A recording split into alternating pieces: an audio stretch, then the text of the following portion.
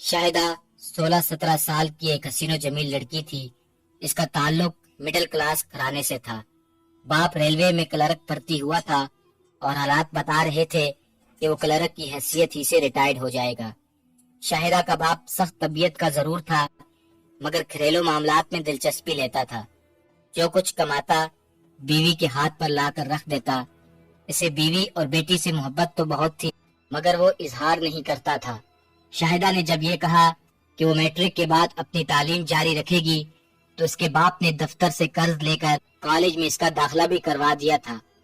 शाहिदा की माँ भी अपने काम से काम रखती और शोहर से खुल मिल कर नहीं रहती थी। इसकी यही वजह थी, इसका खावन इससे ज्यादा बातें करना पसंद नहीं करता था, तो अपने काम से काम रखता था। शाहिदा को अपनी गुर्बत और कमाईगी का बहुत एहसास था।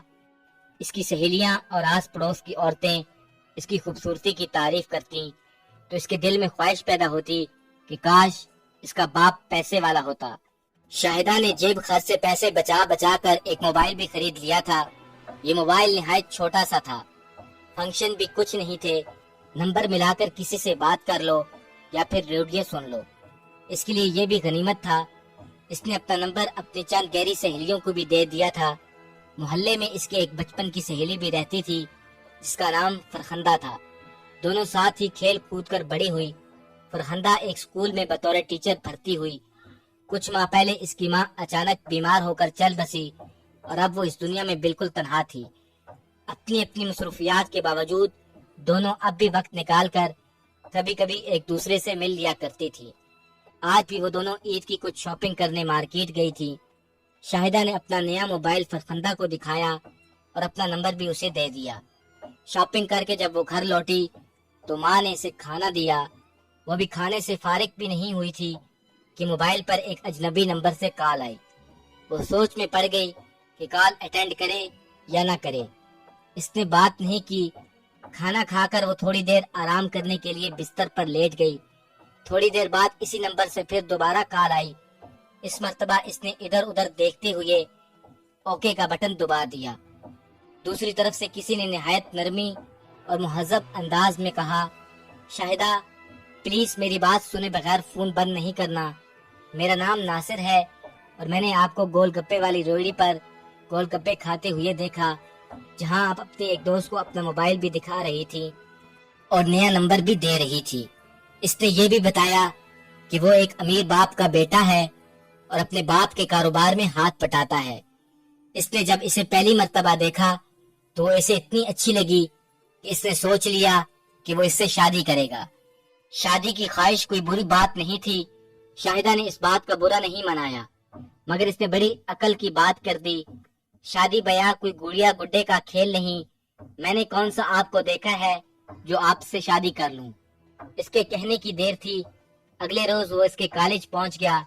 इसकी छुट्टी से कुछ देर पहले इसका फोन आया और उसने कहा, मैं कॉलेज के गेट के सामने ब्लैक कलर की गाड़ी में बैठा हूँ और दुआ कर रहा हूँ कि मैं तुम्हें पसंद आ जाऊं।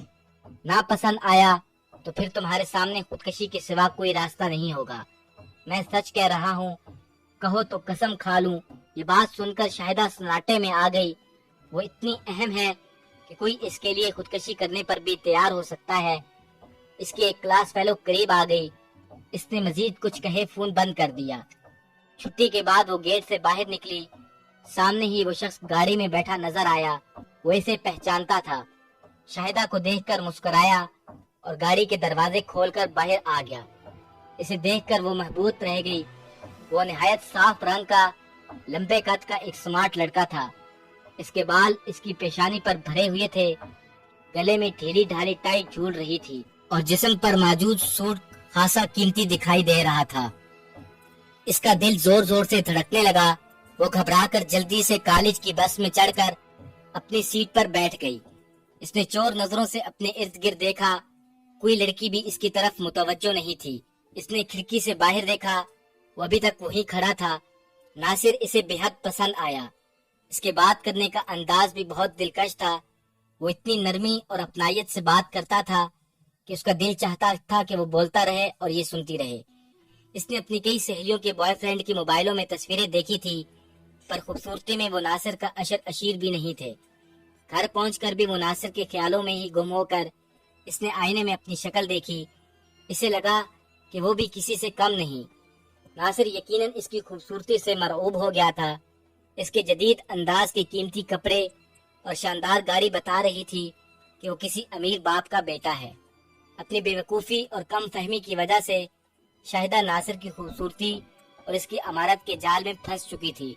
अब हर दम इसे नासिर के खून का इंतजार रहने लगा। एक रोज नासिर ने इसे तसल्ली दी कि वो कभी इस बात से परेशान न हो कि इसका ताल्लुक गरीब घराने से है।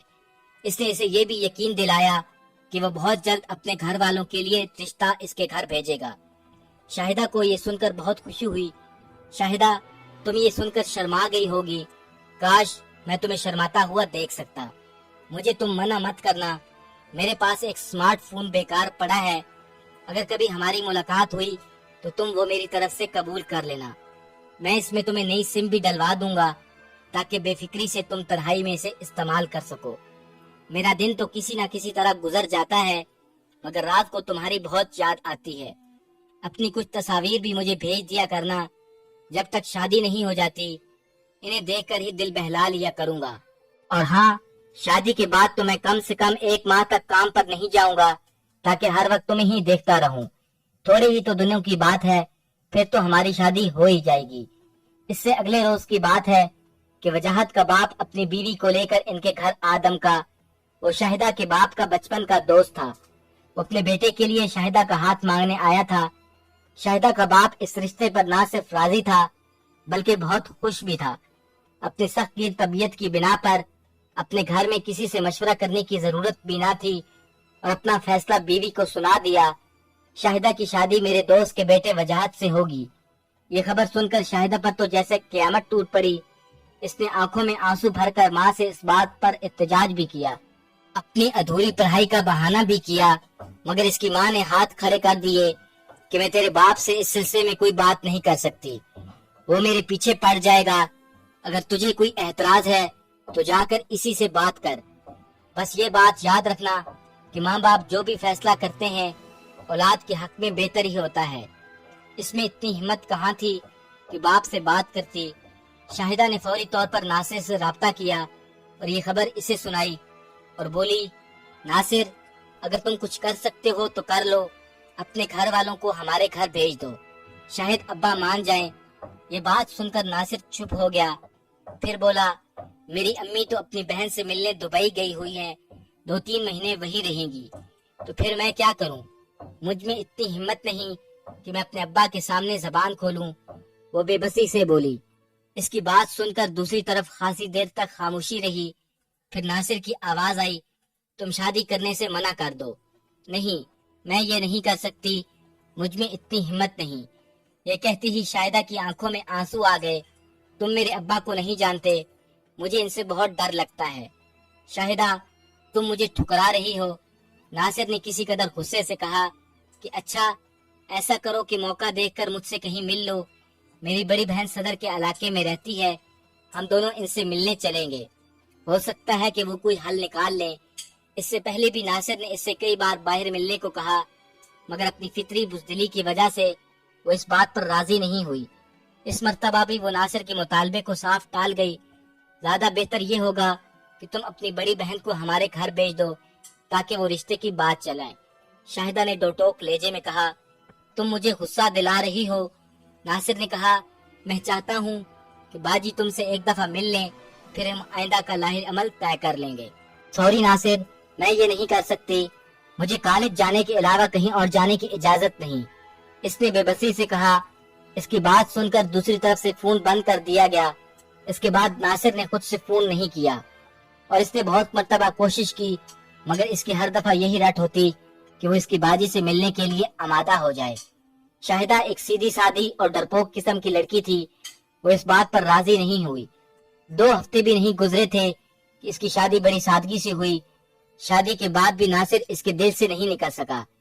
इसे इस बात का भी अफसोस था कि नासिर ने इससे शादी के लिए जरा सा ताउन भी नहीं किया। माँ अगर अपनी बहन से मिलने दुबई गई हुई थी तो अपनी बहन को इसके घर भेज सकता था। दिन गुजरते रहे और अब इसकी शादी को हुए 3 माह गुजर चुके थे। इतना अरसा गुजर जाने के बावजूद اس کے دل میں وجاہت کے لیے کوئی جگہ نہ بن سکی۔ وہ نہ اس سے بات کرتی نہ اس کو دیکھتی تھی۔ وہ کام پر چلا جاتا تو اسے ایک اطمینان کا احساس ہوتا۔ اسے وجاہت سے نفرت تو نہیں تھی، مگر وہ اس سے محبت بھی نہیں کرتی تھی۔ وجاہت بھی نہ جانے کس مٹی کا بنا تھا کہ وہ اس کی بے رخی اور نظر اندازی پر کوئی حرف شکایت زبان پر نہ لاتا۔ اس نے شادہ سے شادی اپنے باپ کے کہنے پر کی۔ اس سے اپنے باپ سے بے حد محبت تھی، کیونکہ وہ اس کے ساتھ بالکل دوستوں کی طرح رہتا تھا۔ باپ کی خوشی کے لیے وہ گھر میں بھی یہی ظاہر کرتا کہ وہ اس سے شادی کر کے بہت خوش ہے۔ وجاہت نے ماں سے بھی شاہدہ کے نامناسب رویے کے بارے میں ایک لفظ تک نہیں کیا۔ وجاہت نہیں چاہتا تھا کہ شاہدہ کے بارے میں کوئی منفی بات کر کے گھر کی خوشیوں کو فکر مندیوں میں بدل دے۔ ان تمام باتوں کے باوجود وہ اسے بہت اچھی لگتی۔ آج وجاہت شاہدہ کو اس کی ماں کے گھر چھوڑنے آیا تو اس کی ماں اپنے داماد سے بڑے اتفاق سے ملی اور اسے بہت سی دعائیں دی۔ اتنی دیر میں شاہدہ اس کے لیے چائے بنا کر لے آئی۔ وہ چائے پی کر خاموشی سے روانہ ہو گیا۔ اس کے جانے کے بعد شاہدہ نے ٹی وی کا بٹن آن کیا اور اچانک وہ حیرت سے گنگ ہو کر رہ گئی۔ ٹی وی میں ناصر کو دکھایا جا رہا تھا۔ اس کے ہاتھوں میں ہتھکڑیاں لگی ہوئی تھی۔ ڈر اور خوف اس کے چہرے سے آیا تھا۔ اس کے ساتھ اس کے 4 ساتھی بھی اسی حالت میں کھڑے تھے۔ ان ساتھیوں میں ایک لڑکی بھی تھی جس نے اپنے چہرے کو چادر سے چھپا رکھا تھا۔